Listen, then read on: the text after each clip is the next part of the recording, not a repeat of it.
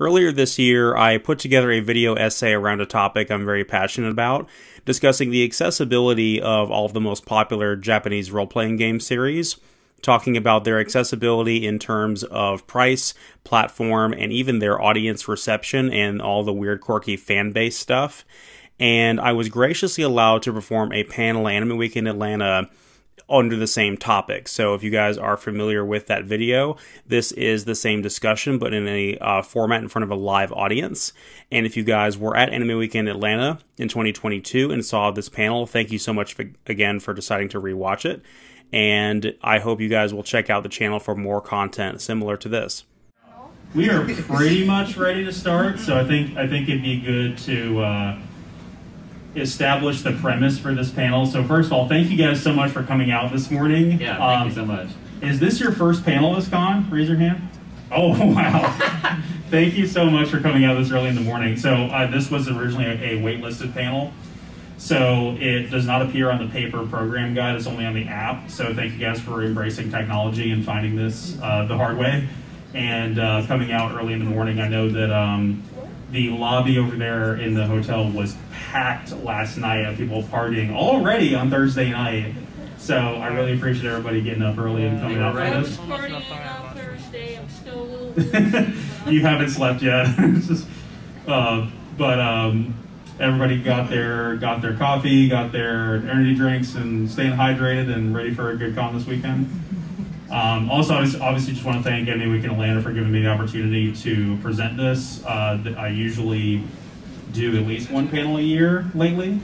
And even though it was waitlisted, the fact that I'm still able to stand up here and do this, I'm just very grateful for, because it's a topic that myself and my co-hosts here are unbelievably passionate about, and hopefully that will be self-evident as we go through this.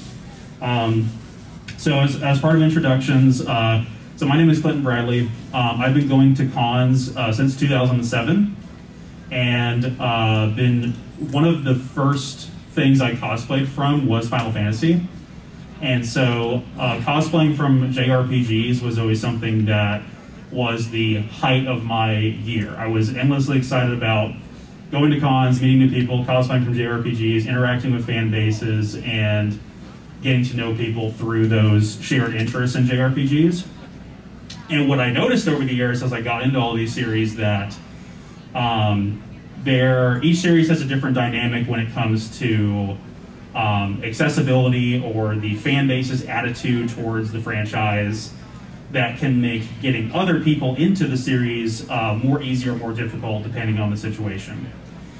So there's that, and then there is the fact that COVID happened, and so a lot of old games spiked in price on the secondary market. And the reason for that was twofold. One, it was everybody was stuck at home and was interested in video games a little bit more to have something to do, nostalgic base that they could do at home while they're quarantining, etc. And the other part was this knee-jerk reaction caused by the instability of the stock market. The stock market was crashing, so people started to invest their money into physical, tangible collectibles that had a guaranteed but slow return on investment. So people started investing in retro video games for their speculative value, and JRPGs, especially older ones, were ripe for that. So a lot of them got bought out on the secondary market, shot up in price, and became highly inaccessible. And so that kind of presents a problem for getting new people into some of these series. It's been fine. It's been fine. I'm not in pain. So, do you want to go ahead and introduce yourself, Sam? Yeah, sure. I'm Sam. I've played a completely normal amount of RPGs my whole life. My mother got me into them, and I think my first one was the 7th Saga on the Super Nintendo, which, if you've ever heard of that, I played that when I was 5, so, you know. But yeah, I've just been playing a whole lot of RPGs. CJ asked me to be on this panel because I just am here. You're a subject matter expert. Like this man has played more RPGs than almost anybody I know, and so there's not a game in my collection that he's at least not familiar with. I'm gonna steal them one day. Yeah, he keeps, every time he comes over, he's like, I'm gonna steal your copy of Lunar 1 and 2 and just see if you I notice. don't need your copy of Lunar 2 anymore. Yeah, but you did borrow Lunar 1 for a while, right? Yes. Because it was $130 on the cheapest I could find it. So just to kind of recap, we're going to be talking about is all these different series in terms of their accessibility. All these different series have a couple things in common, which is they are multiple decades old. They've been around 20 or 30 years. They have dozens of entries, and they have a recent entry that was released between like 2016 or 2019 that got the series a lot of mainstream attention, and so people jumped in with the latest entry, and now they ask the question of, well, how can I now go back and get into the rest of the series? How difficult is that to do? And how difficult is that to do in terms of the price, what platforms they're released on, the mechanics, like how well the mechanics have changed and aged over the years, and then the attitude of the fan base and even like the cosplay community and that kind of thing. So I'm not gonna, throw any particular fan base under the bus or say that one fan base is better than another, but I will talk about some of my own personal experiences and kind of talk about how to avoid gatekeeping and that kind of thing. So before we get into that, who can tell me what gatekeeping is? That's pretty easy. I've been seeing a lot. It's usually the prevention of newer people to get into a series. More so trying to, like, hey, you're not a real fan. You don't belong. Yeah. So usually, and this is particularly common in online spaces, and it's always been my opinion that if your primary means of interacting with a fan base is on the internet, you're going to encounter the worst of people automatically right at the beginning. And so, gatekeeping is that thing where people go, oh, well, you're not a real fan unless, the one I said the other day was like, well, you're not a real SMT fan unless you played Last Bible or something like that. And I have, so Have you played Jack's Bros on the Virtual Boy? Yeah. And so they stuff like that. I know why though. And so, I have a normal amount of feelings about myself in video games. So we try to avoid that as best we can, and it's always just good to reject that gatekeeping mindset and let people kind of just enjoy what they enjoy, and don't project your arbitrary standards onto other people. I mean, I know you guys know that, but good luck convincing somebody on the internet that. So we are going to begin with the first series. So who's played one of these games? Oh wow, yes. That's actually super surprising. You're all valid, and I love you. So I chose this series as the first one to talk about because it kind of summarizes a lot of the points that I just made. So the E series is one of the very first action RPGs. It started on the late 80s, early 90s era of computers in Japan, like the PC 8801 and 9801, and the MSX2 and all that. And it came its way to the U.S. on the TurboGrafx 16, which is does anybody own one of those as a kid? Does anybody own one? Okay, the one TurboGrafx 16 owner in the room. Ys is the premier RPG series on the TurboGrafx because obviously the Famicom had Final Fantasy and Dragon Quest, and the Master System and the Genesis had Phantasy Star.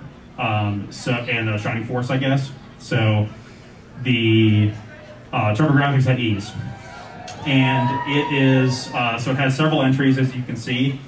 But all of those games, with the exception of 5, have had a remake that was localized in the West, and that localization can be played on Steam. So that's one of the ways that makes this series, in my opinion, pretty accessible, because you can literally play every single entry in the series on Steam with the exception of 5. 5 did get a PS2 remaster, but even that was not localized. I want to say Ys 8 was the game that really brought a lot of new players into it back in 2016.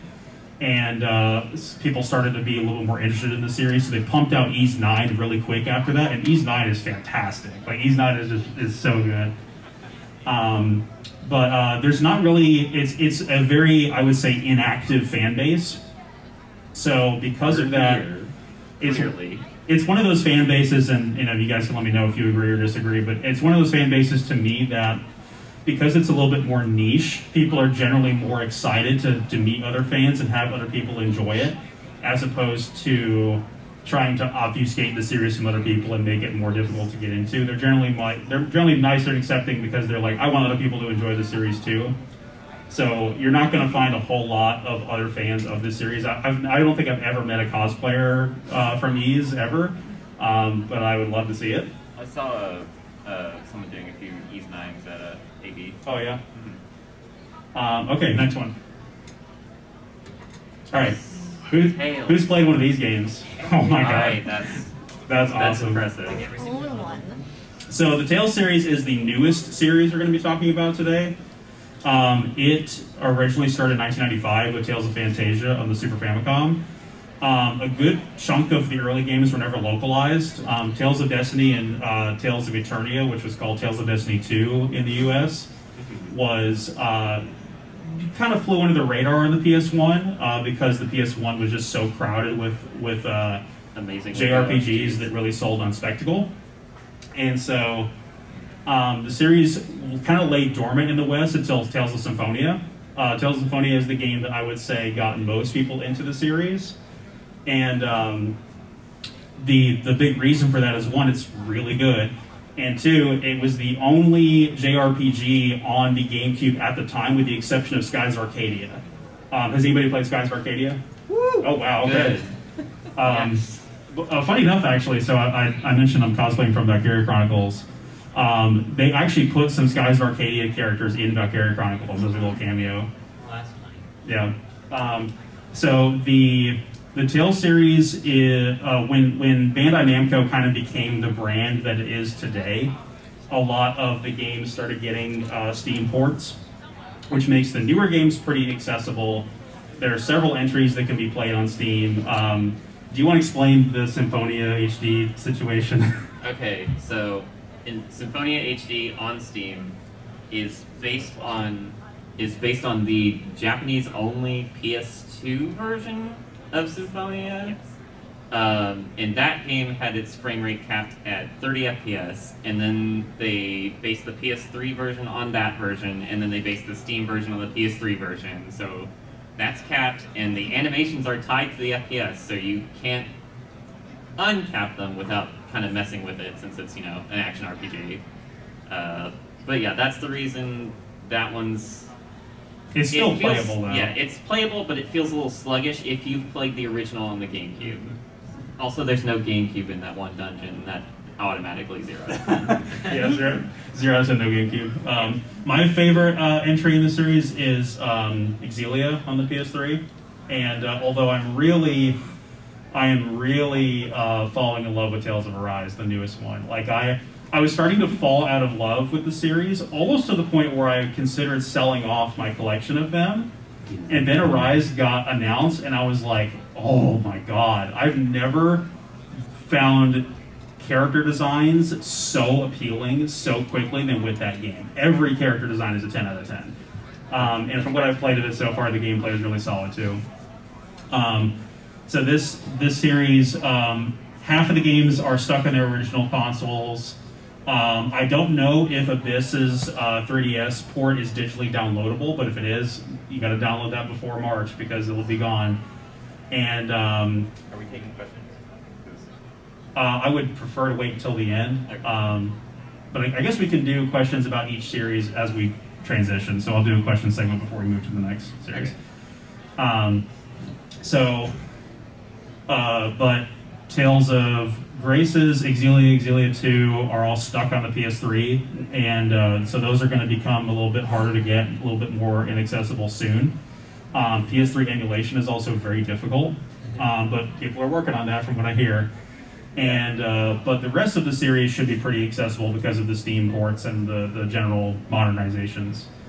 As far as the fan base for Tales goes, very loyal fan base. They love these games, and it's not like one game in the series really dominates the public conscious with the series. It seems like everybody kind of loves this series equally, except for Legendia. Because Legendia was kind of bad. There's people that like Graces, but the only thing good about Legendia is the soundtrack. The soundtrack to Legendia slaps.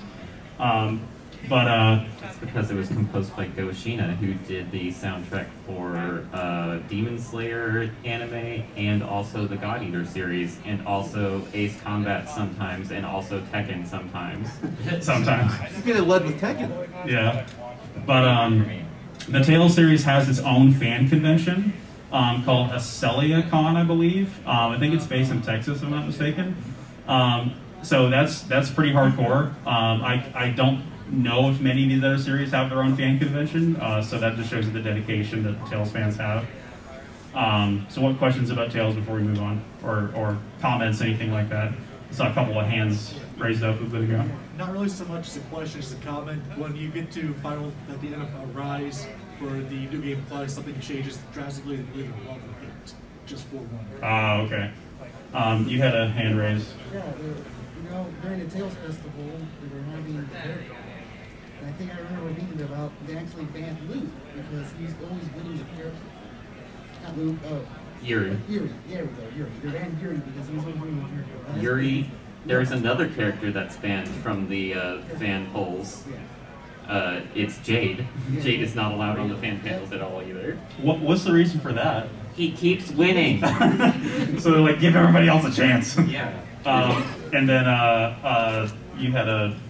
You know, I would say this, all the older base of Tales games were pretty excellent story-wise, gameplay-wise, and I feel like they should definitely do something as a remake well enough to give it more hype.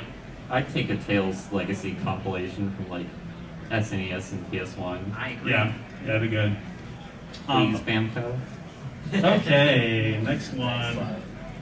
Alright, so I don't even have to ask. Everybody in the room has played at least one of these, right? I think it'd be better to ask who has not played one of these. Wow, really? Okay. Wow. No judgment. There's a lot of them.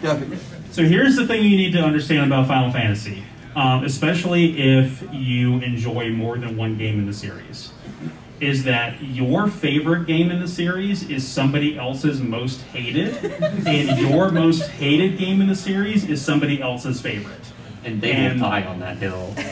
But if you're maniacs like the two of us who've played almost every game in the series, you just kind of agree to disagree about your preferences, because you can sing from atop the mountains how much you love your favorite entry in the series. Somebody else is going to dunk on you for it. But the design philosophy with Final Fantasy, I'll never forget, there was this stupid IGN video that came out when Final Fantasy 13 came out, and it was meant to be like this intentional troll, like, they're just releasing the same game 13 times. And I'm like, that comment just stuck with me as so wrong, because the series, the design philosophy behind Final Fantasy was always to innovate rather than iterate. And so the entire series, they reinvent the wheel every single time, which creates a series that is unanimously enjoyed with individual entries that are controversial. You know, it's a little bit harder to find fans of 8. It's a little bit harder to find fans of 12. But they're out there. But I like both of those games. But they're controversial. I mean, you can't argue with that. But in fact, I would actually say that if anybody dislikes 12 and has not played the Zodiac Age edition, you must, because it is such an improvement. We will Clockwork Orange you. Yeah, it actually kind of makes in my opinion, kind of makes the PS2 version borderline unplayable by comparison. The Zodiac Age version is that good. But I will say that, and again, no disrespect to anybody that likes Final Fantasy 15, but that's probably my least favorite game, and the reason being has not really that much to do with the game itself, more to do with the fact that it was, let's be honest, it was made in a sweatshop. That game was the dev team getting a yard ahead, and Tetsuya Nomura moving the goal line to the other side of the field. And there was infamously a story of Nomura had watched Les Mis, I want to say it was, and he stormed into the board office for Square Enix and was like, "We have to change Final Fantasy 15 into a musical now!" And a true story that happened. And I'm like, so personally, in my opinion, Nomura is a bit of a maniac and should probably not be allowed to be the creative director of that game anymore. So he's great. He just desperately needs someone standing next to his desk with a ruler so they can slap his hands every now and then. Yeah, it's kind of like Kojima in a way. Yes, you know, just like, exactly. hey, dial it back just a little bit on the crazy stuff. Like, give your team a break. But like I said, agree to disagree about your preferences. The whole series, I don't think there is a single entry in the mainline series that is objectively bad. They just have different pros and cons over each other. But I will say, as far as if you started with 15 and you want to go back and play any of the older games, it is remarkably easy to do that. To Square's credit, they have preserved this series very, very well.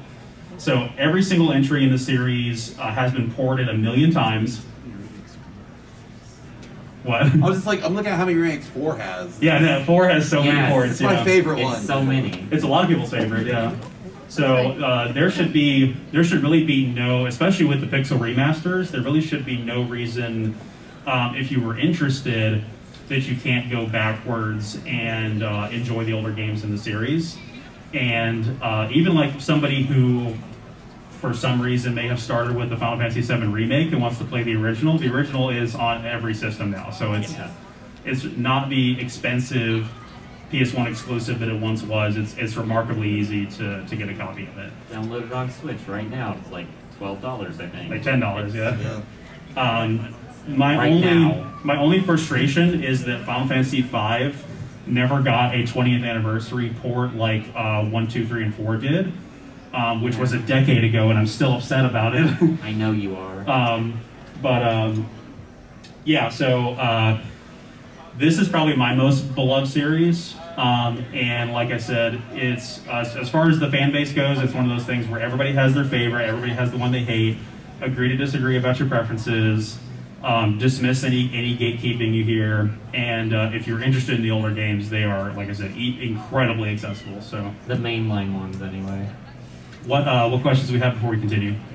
I will say this, that Dissidia, the one where you have your fan fave of fighting each other, is probably perfectly my favorite over the mainstream itself. That's fair. I do enjoy me Dissidia Duodecium. Since we're on Final Fantasy, I have to know what your first cosplay was. Oh, it was Auron from Final Fantasy X. Okay. Yeah. That was, I made that all the way back in 2009. And it hasn't aged all that well, but I want to wear it again. I want to modernize that and break that out again. Chase your bliss, man. Do it. Yeah. Especially because now I'm now older than he was when he was Broska's guardian, which is kind of yikes. But I live for it. Like, if I let my facial hair grow in a little bit, I could really, really feel comfortable in that. What else? What other questions do we have before we move on from Final Fantasy? Okay. We are moving on from Final Fantasy. All right.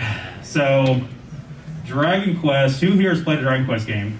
Okay, that's significantly more than I thought. So, Dragon Quest is the progenitor RPG series, the one without which none of this could be possible. Dragon Quest is absolutely monolithic in Japanese gaming culture. They love this series. It's to the point to where when Dragon Quest XI came out, people were taking time off of their salary jobs to play it on launch day. It's a big deal. And rather than do what Final Fantasy did, and they decided to iterate rather than innovate. So they basically decided to keep their existing formula and fine-tune it over the years. And so when you get all the way to Dragon Quest XI, which is a game that a lot of people jumped in on, it's on the surface, it's hard to see why that game would do well commercially, because it's a turn-based game that's heavily based on nostalgia, and yet it was a huge success. And I think that this game and Persona 5 really show that during the 7th generation of consoles, a lot of mainstream critics and news sites and just game journalism in general was incredibly hostile towards turn-based games. and it's part of the reason why we'll probably never get a turn-based Final Fantasy again. I'm gonna cry. Yeah, I'm me actually too. gonna cry. And so, you know, then Dragon Quest XI and Persona 5 came out in the 8th generation and said, hold my beer, and let me show you how it's done. And so we have a game that is like, it's, you know, old-fashioned, but is unanimously loved by critics and audiences alike, and I think that's amazing. So if you play Dragon Quest XI and you want to go backwards and get into the rest of the series, it's not... Good luck. It's not that easy.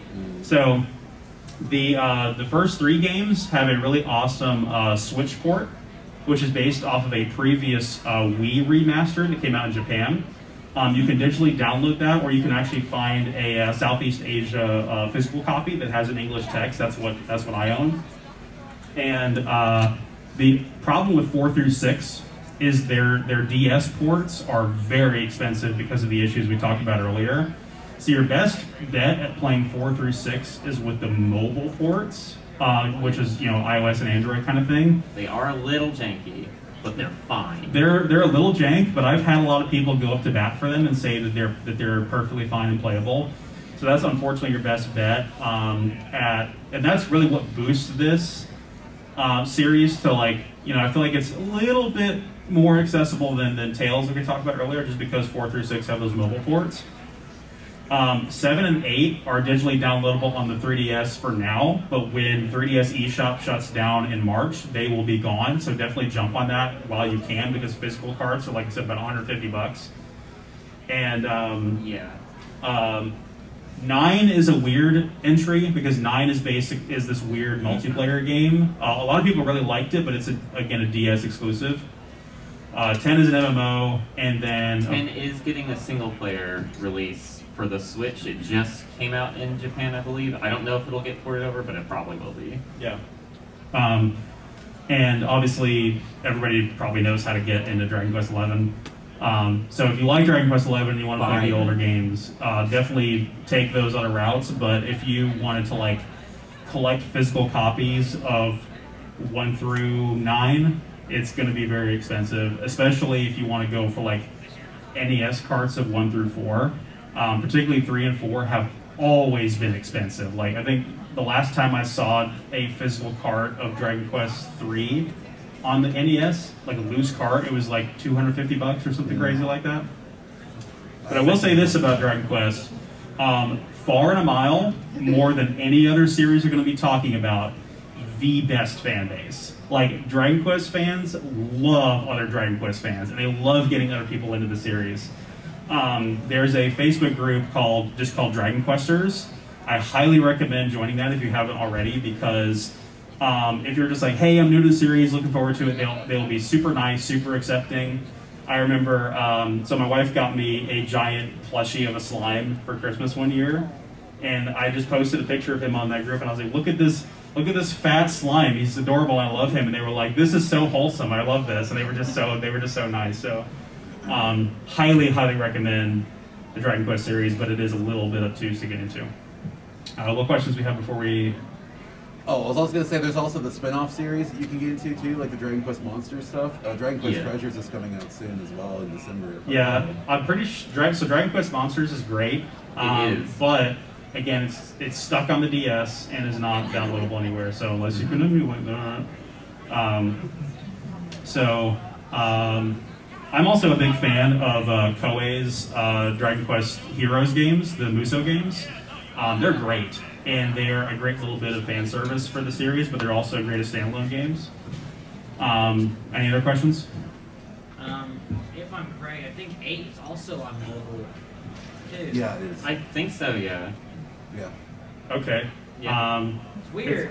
It's probably like a weird conversion of the 3DS version then, right? That's what I was thinking. I was like, I've seen it. I haven't touched it on mobile yet, but I think very it would mixed melt my feelings. phone. Side note about Dragon Quest 8, because we have time. The original Japanese version had a synth soundtrack, which was very common for the series up until that point. The English version on PS2 had the orchestral version, and it is like a night and day difference. The orchestral version of the Dragon Quest soundtracks is amazing. It is so much better. And so when everybody complained that when Dragon Quest XI came out that it had a synth soundtrack, which seemed like kind of a step back. So when they went and did the Plus Edition or whatever it's called for the Switch, and then they later released on Steam and PS4 or whatever, they added a orchestral soundtrack to that, and it's so good. All right, next slide. All right, who's played one of these games? Okay, just about everybody. Just about. So here's one of the things I want to make clear about Fire Emblem before we get too deep into it, is that because that Fire Emblem is a strategy RPG series, it follows different rules, different design sensibilities than the other games we talked about, which means that some of the comparisons are kind of irrelevant. They're kind of a moot point because it's really comparing apples to oranges with some of the things. Like, you can't really compare Fire Emblem to Dragon Quest because they're designed around different goals and different objectives. Strategy RPGs are typically shorter in length. They're chapter-based. There's not a lot of room for roaming around and level grinding or anything like that. And that's just kind of how those games work. And Fire Emblem really kind of codified what the rules were for strategy RPGs when it first came out on the Famicom. It was an attempt by Intelligent Systems, the maker of the Famicom Wars games, to make that strategy game, but give it the characters and the story of a game like Dragon Quest. And in terms of accessibility, half the series was never localized. We never got an entry in the West until the 7th one on the GBA, as some of you are probably familiar with. And so we had, you know, Blazing Swords, Sacred Stones, Path of Radiance, Radiant Dawn, and the remake of the original game, Shadow Dragon, on the DS. And those games weren't doing all that well financially for Nintendo, to the point to where they, the remake of Mystery of the Emblem was never localized. And that game only sold about 250,000 copies. And then 2013 happened, and Fire Emblem Awakening came out. And that game sold 2 million copies. And so when we talk about the fan base for Fire Emblem, there is a irreversible schism that happened when Awakening came out, which was Awakening, and this is a controversial claim for some, believe it or not, but Awakening is basically responsible for saving the series. You know, it's the game that got people back interested in it. It sold like crazy. It proved to Nintendo that it was a brand worth investing into. But the part of the reason for that was because it was the premier JRPG to have on the 3DS at the time, because Pokemon X and Y hadn't come out yet. There was really nothing else on the system at the time. And so everybody had this game, and it was very appealing. And the problem is, it carried over the feature that was introduced in the remake of Mystery of the Emblem, where you could choose to play without permanent death. And that is a wonderful option for people that enjoy it, but it created this schism where the old school Fire Emblem fans were like, hey, I've been trying to tell you guys this series is great all along, but you never listened. And then the modern fans are like, well, I don't know if I want to play that game because that game seems like it's just designed bad by comparison and it has permanent death. And so it just became like this back and forth, bitter gatekeeping fanboy war between the two factions, more or less. And so me, as somebody who, I actually was introduced to the series with Awakening and went backwards and played the older games, and I really enjoy the older games, and I would highly recommend anybody that got into the series with Awakening or any of the 3DS games, go back and play the older ones while you can. Please. But then 2019 happened, and a little game on the Switch came out called Three Houses. And this game was so popular that it created yet another schism, where it's basically Three Houses fans and everybody else. And Three Houses was so popular that it eclipsed the entire rest of the franchise. And part of it for good reason. Three Houses is it's pretty good. Light years step forward in terms of design and mechanics. It implements so many new features from other contemporary JRPG series like Dragon Quest and SMT, Persona, etc., that make the previous games almost seem antiquated by comparison. And so that makes it that much more difficult for people to go back and play the older ones. I actually had a friend who started with Three Houses, then went back and played Awakening, and said, "Oh wow, this game is actually kind of a little rough around the edges. It seems a little bland and bare bones by comparison." Like, yikes, that's saying something. So, but if anybody started with Three Houses and wants to get into one of the older games, please do. Now, so here's where I'm sympathetic again, because if you are that person who started with Three Houses and you just don't want to bother playing the older games, I get it. I 100% get it, because look at this. They are not easy to get. So, yeah, several of the games were never localized. The ones that are all of them are expensive. Every physical copy of every game in the series is expensive. Especially the Tellius games. What were you saying? If you were at the Happy Fun sale, they had what? Radiant Dawn? Path of Radiance. They had Path of Radiance for $250, and that's the cheapest I've ever seen it in person. Yeah, just a measly $250, you know, for a GameCube game. No manual. No manual as well. Yeah, even then, I've seen the disc go for. So if you have a Wii U that is collecting dust, dig that thing out and go download Blazing Sword, Sacred Stones, and Shadow Dragon while you can. It won't cost you hardly anything, and those are some of the best games in the series. Get those while you can, and then if I guess you have a 3DS, download 3DS games. Play Fire Emblem Echoes while you can, because that's another one of the best games in the series that kind of gives you a taste of what the older games were like with a little bit of modern sensibility thrown in. And gives you a lot of taste of Sacred Stones, because Sacred Stones took a lot of influence from Gaiden. From the original Gaiden. Became Echoes. Yeah. So it's one of those where, like I said, I'm sympathetic. If you're somebody that started with Three Houses and you just don't even want to bother getting into one of the older games, I completely get it.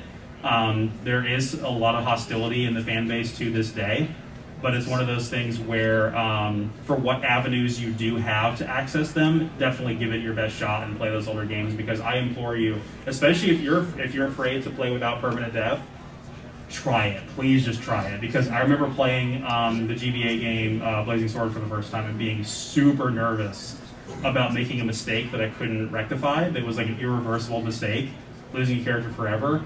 But that tension kept me like really sharp and paying attention, and it made every single chapter so satisfying to complete. So I cannot recommend those games enough.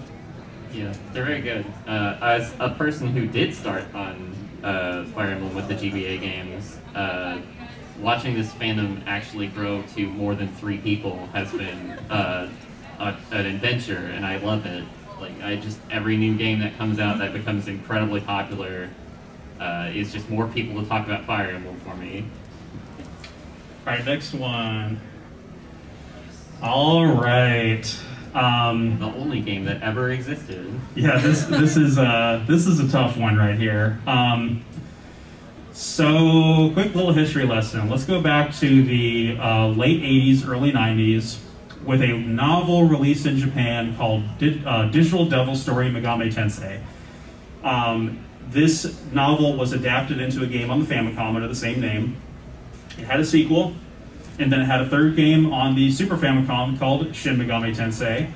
And then the series started to blossom from there. It's, you guys should know. And who's played one of those games? Who's played one of the SMT games? The original. Okay, some people. Hey, wow. So far, core SMT has the least amount of representation so far. What about Persona? Who's played a Persona game? All right, that's a little more like it. There we go. The interesting thing about the SMT series is that there are more spin-off games than there are mainline games. And some of the spin-off games are absolutely fantastic, including the Devil Summoner series, which I really enjoy. I just started playing Strange Journey like this week, and that game is just scratching an itch. I swear it's so good. But the series that you guys are probably, the spin-off series you guys are probably most familiar with is Persona. The first 2 Persona games went, again, largely ignored on the PS1 because of the plethora of other JRPGs on there that were more visually impressive. The original PS1 version of Persona 1 is worth astronomical amounts of money. The last time I saw a physical copy of Persona 1 on the PS1, it was $400. Oh, wow. Yeah, no kidding. And so the series developed a bit of a cult fan base when Persona 3 came out in 2006. And it's easy to see why. Persona 3 is a fantastic game, has a very appealing dark tone to it, and it introduced the sort of time management loop that you guys are familiar with 4 and 5. So then Persona 4 came out in 2008, and this is where this fan base started to get divisive. So you had, like, once again, just like Fire Emblem, you had this schism right down the middle where it was like Persona 3 and 4 fans and SMT fans. And this was less justifiable than the schism with Fire Emblem, at least in my opinion, because I can't really see a justifiable reason for the gatekeeping.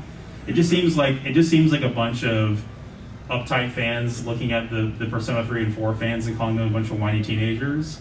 And not understanding how brilliant their games are, while their games are like super inaccessible. More than half of the SMT games were never localized. If you look up the Shin Megami Tensei series, it is a deep rabbit hole of games that were mostly never localized. There are fan translations for almost all of them, though, if you're willing to dig. Some of them, I know that. So, for instance, like Devil Summoner on the PSP has a script that is translated, but it's not something that you can inject into a ROM hack. So you're basically playing like a PSP emulator and like reading the script on the side, like, what's happening? How do I recruit this demon? So same way you recruit every demon, mash buttons. Shortly after Persona 4 was released, Atlas was bought from the super mega conglomerate company Index Holding. It was bought by Sega. And a lot of people were like, oh, thank God, maybe we'll get a lot more Persona and SMT games now that, you know, another studio is giving it more attention. But this was a controversial period for fans because it was a lot of Persona spin-off stuff coming out, like the Persona 4 anime, the fighting games, Persona Q, and all that stuff. And so there were concerns in the fan base over quantity versus quality.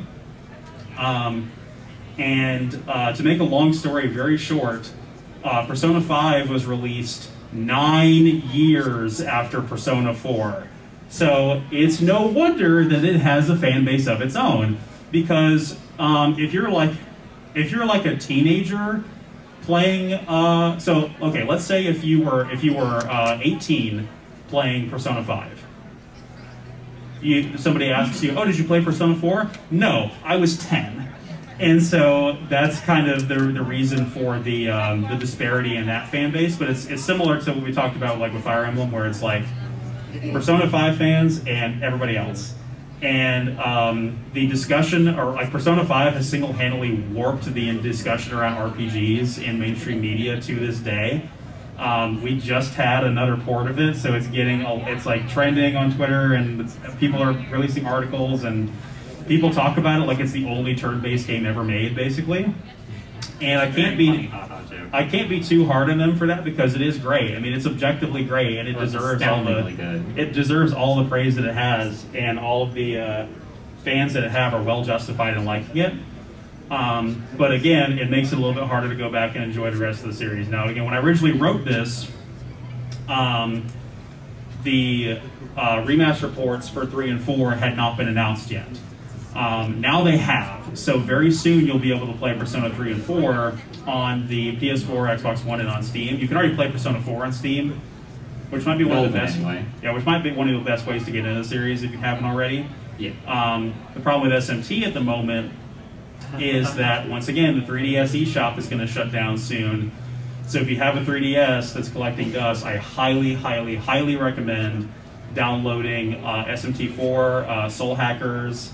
I don't know if Strange Journey is downloadable, but I'll find out.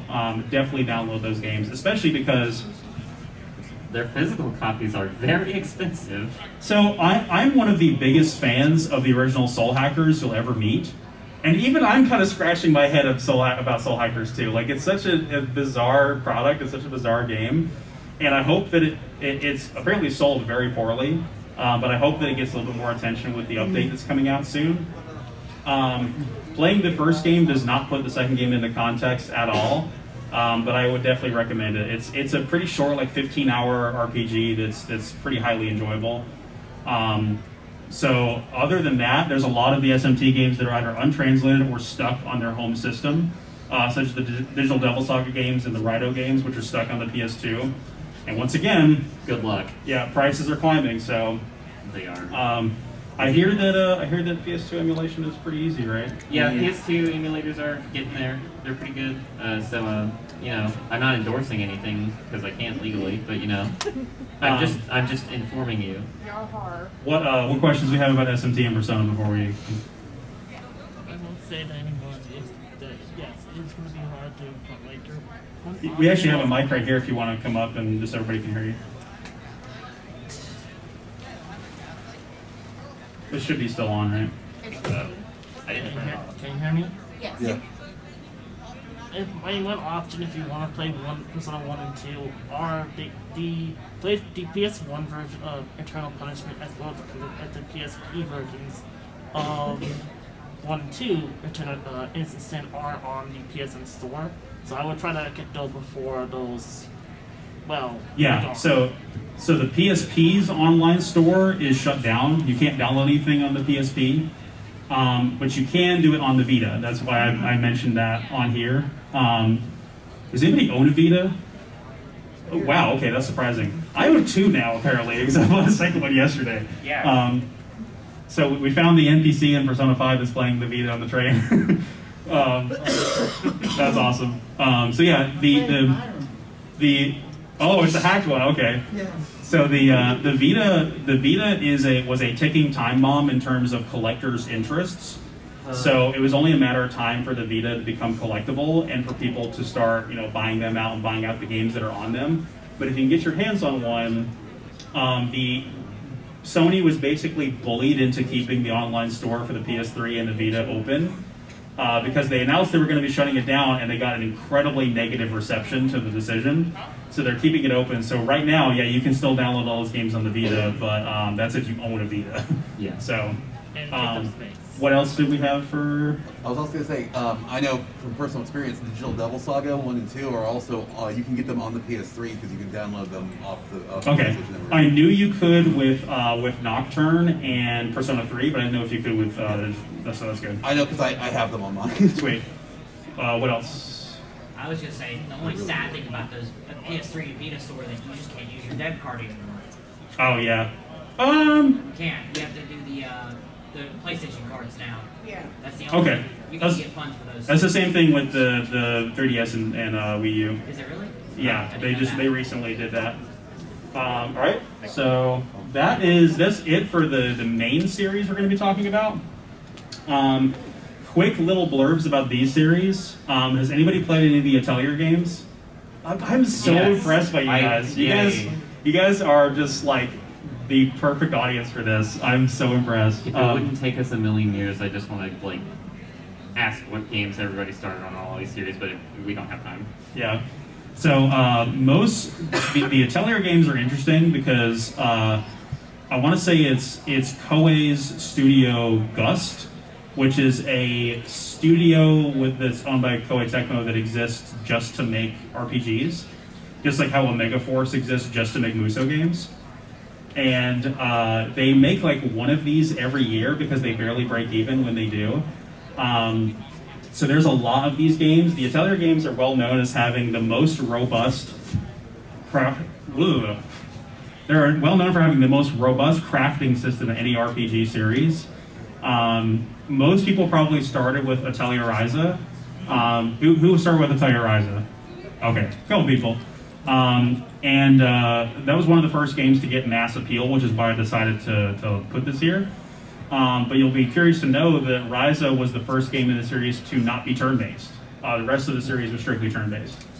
The Xeno series, if you call it that, I actually don't... It's sort of. Between Xenogear, Xenosaga, and Xenoblade, I don't think they share a publisher or even a dev team. They just share some of the creative leads. They share some creative leads, and some elements recur enough that you can connect them, but they are all in separate units. They're the Xenogears, Xenosaga, and Xenoblade are not directly related in any way, shape, or form, but they do have common elements. Yeah.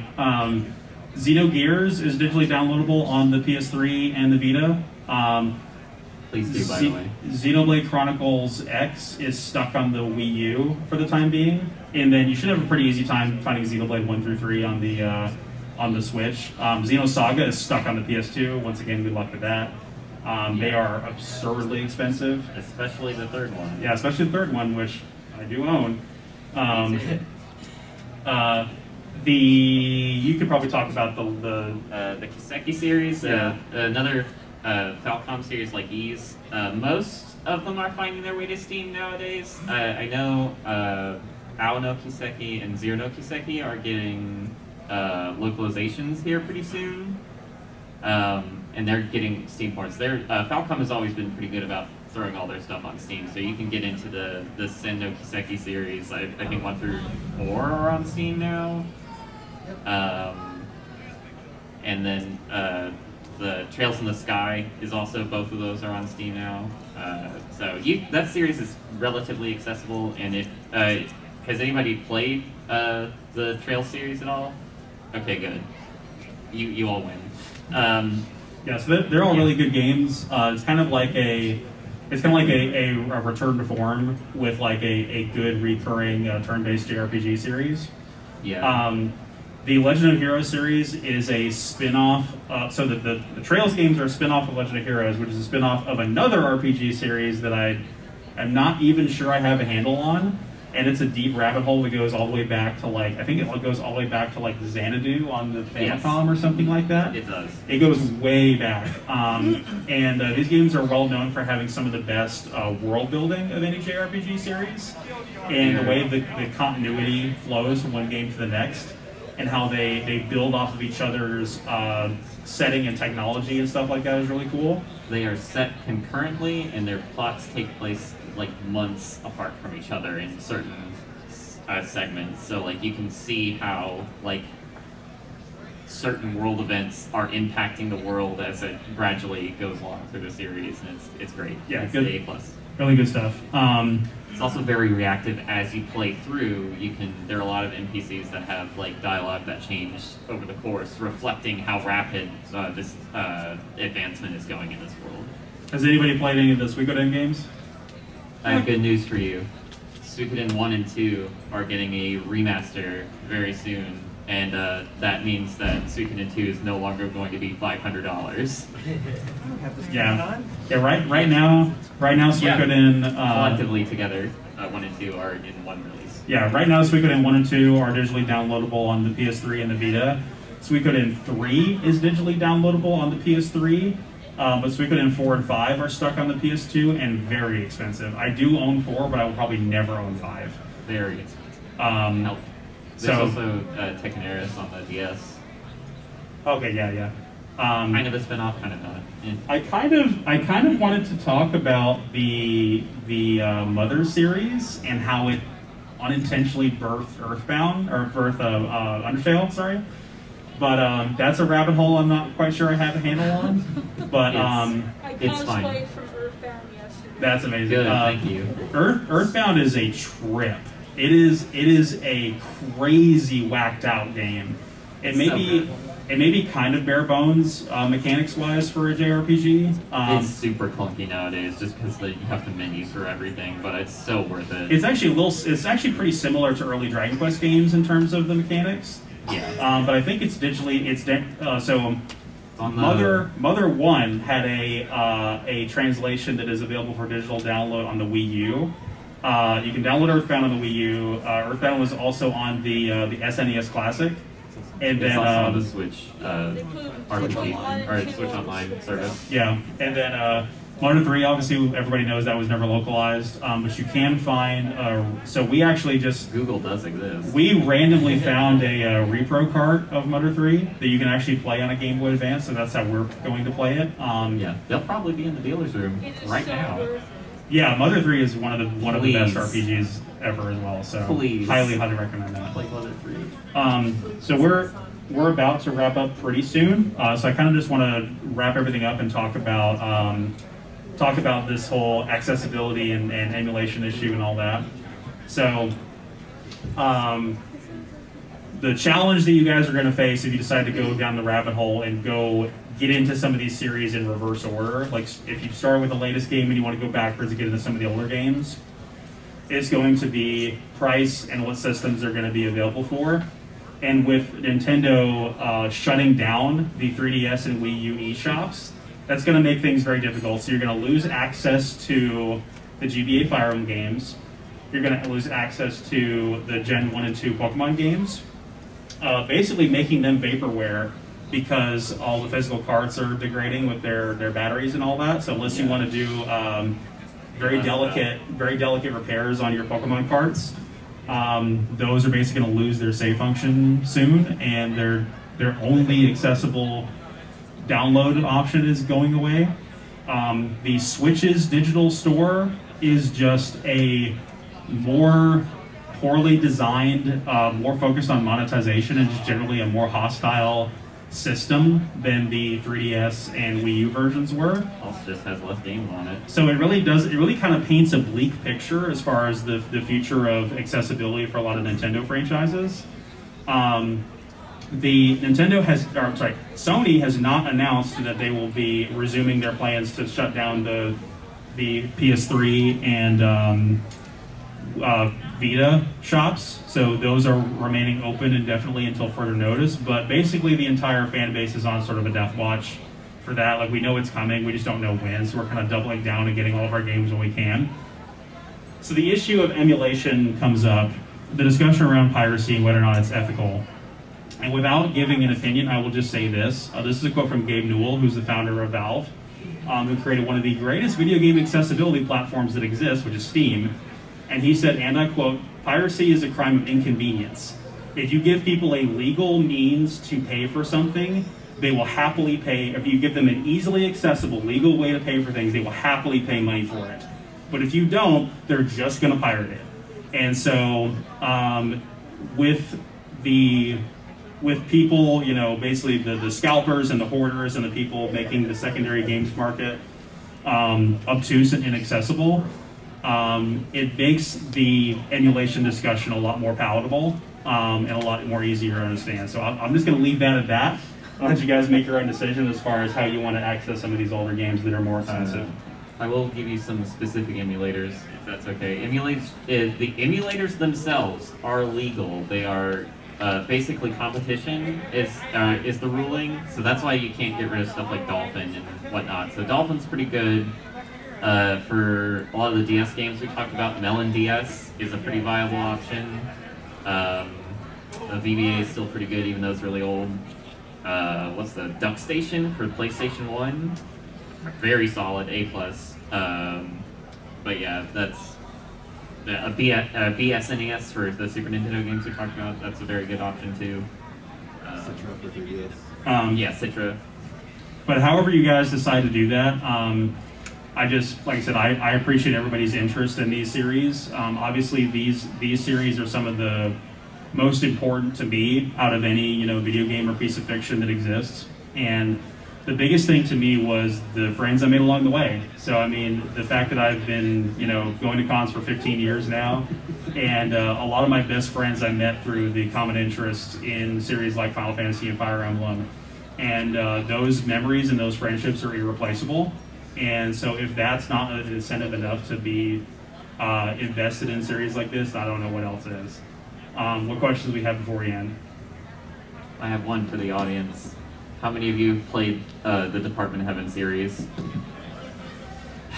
Not surprising. Do you want to specify which games exist in that series? I think he's too depressed now. He's defeated. Riviera of the Promised Land, Knights of the Nightmare, Ig Reunion, Gungnir. Alright, that's fine. Not a single soul, except for me. What? Any other questions? Like my copy of Knights in the Nightmare, I played it for 8 minutes and put it down. That's valid. That's incredibly valid. The game is wild. Yeah. What other questions do we have? Actually, what Final Fantasy did you start with? 10. Ah. Yeah. Oh. Yeah. And that's so most people's personal favorite is the one they started with. So I mean, you can take a guess of which one's my favorite. Actually. Oh, so I was gonna say not me, because I started with I think I started with like 7, but my favorite's 4. So, funny little tidbit as well. Apparently, the game, I've been told that the game, the Lord of the Rings game, The Third Age, is literally just Final Fantasy X's battle system without Final Fantasy X. It really is. If you want a game that has as good of a turn-based battle system as that, Lord of the Rings: The Third Age is the thing you can play. Good luck. It's very expensive now. I've got it. Licensing hell. What else we got? Anything? All right. Yep. I was gonna say, in the past, probably about when I was like 5 or 6, I was gonna start Final Fantasy VIII, but the beginning cutscene, my mother saw just a little bit of blood. Oh no! Told me no. I have this funny story related to that too. So it took me until about 2008, 2007 before I owned a copy of Final Fantasy X. I had to rent it. And the reason was because when we rented it the first time, which was probably like 2003, 2004, we were playing it. Those of you that have played the game know what I'm talking about. We got to the Luca Stadium where Seymour first summons Anima, and that was the scene my mother walked in on. Oh, no. So she was like, I don't know if I like this game. It's a little scary. Anything else before we end? Any series that we didn't talk about that you want to bring up? Shadow Hearts. Oh, Yes. I knew it was going to come up. Yes. I'm going to make you very upset. I sold my copy of Shadow Hearts. I threatened to murder him over this. Yeah, I couldn't get into it. So it is a great very series. good. Very underrated. Good luck. I'm personally not a fan of the button timing mechanics, and it makes it awkward for me to play Final Fantasy VIII and Legend of Dragoon for that reason. And Shadow Hearts has like that weird wheel thing.